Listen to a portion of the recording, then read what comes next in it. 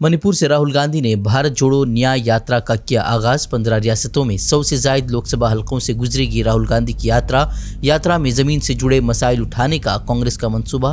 اپنے پہلے خطاب میں منی پور کے عوام کو انصاف دلانے کا راہل گاندھی کا وعدہ۔ منی پور تشدد پر خاموش وزیر اعظم مودی کو بھی بنایا تنقید کا نشانہ۔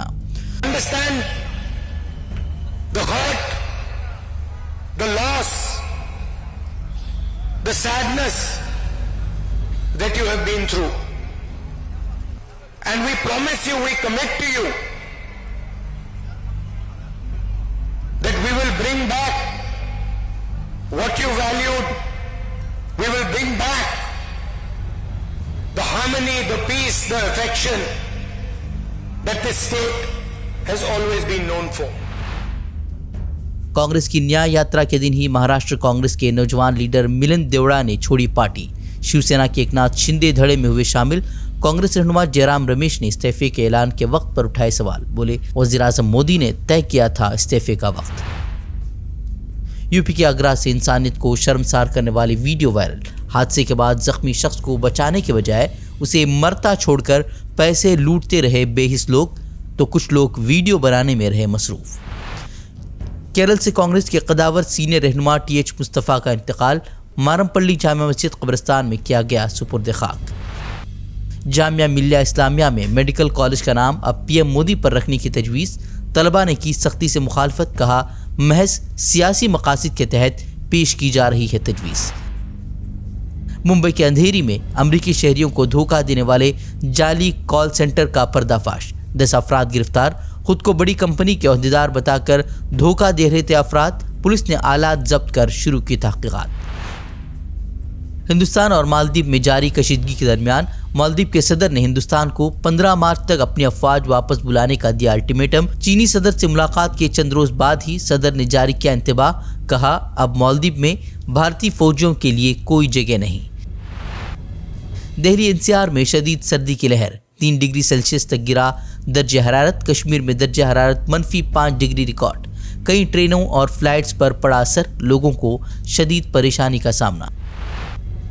اسرائیل حماس جنگ کے 100 دن مکمل، اب بھی لڑائی ختم ہونے کے نہیں کوئی آثار۔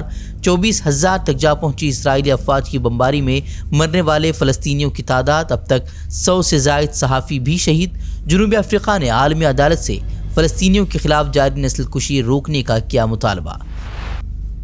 اسرائیلی جنگی جرائم کے خلاف عالمی عدالت انصاف میں جاری سماعت کے درمیان اسرائیلی وزیر اعظم کی ڈٹائی، عالمی عدالت کے کسی بھی فیصلے کو ماننے سے کیا انکار۔ غزہ میں جنگ جاری رکھنے کی کہی بات، عالمی عدالت میں بھی اسرائیل نے اپنے گناہوں کا بوجھ حماس پر ڈالنے کی کوشش۔ فلسطینیوں کے اموات کے لیے بھی حماس کو ہی ٹھہرایا ذمہ دار، الٹے حماس پر یہودیوں کی نسل کشی کا لگایا الزام۔ جنگ کے 100 دن مکمل ہونے پر تل ابیب میں بھی یہودیوں کا زبردست احتجاج۔ مظاہرین نے یرغمالیوں کی رہائی کے لیے مذاکرات پر دیا زور، جنگ کے خاتمے کی بھی کی پرزور وکالت۔ ویسٹ بینک میں اسرائیلی ظلم و جبر جاری، بیروت میں مارے گئے حماس رہنما صالح العروری کی 2 بہنوں کو کیا گیا گرفتار۔ 7 اکتوبر کے بعد سے 6,000 افراد حراست میں لیے گئے، جن میں 200 خواتین اور 355 بچے بھی شامل، جبکہ 6 فلسطینی اسرائیلی جیلوں میں تشدد کے باعث ہلاک۔ عالمی سطح پر بھی فلسطینیوں کی حمایت میں مظاہروں کا سلسلہ جاری۔ جنگ بندی کا مطالبہ کرتے ہوئے لاکھوں افراد پھر سے سڑکوں پر اترے، فری فلسطین کے لگائے گئے نعرے۔ زمینی جنگ میں اسرائیلی افواج کو بدترین شکست کا سامنا۔ فلسطینی مزاحمتی تنظیموں کے حملوں میں اب تک 1,100 فوجی ہلاک، جبکہ ہزاروں فوجی زخمی، سینکڑوں ٹینک اور بختربند گاڑیاں تباہ۔ حماس نے اب حملے کی نئی ویڈیو جاری کر دکھایا اسرائیلی فوجیوں کا حال۔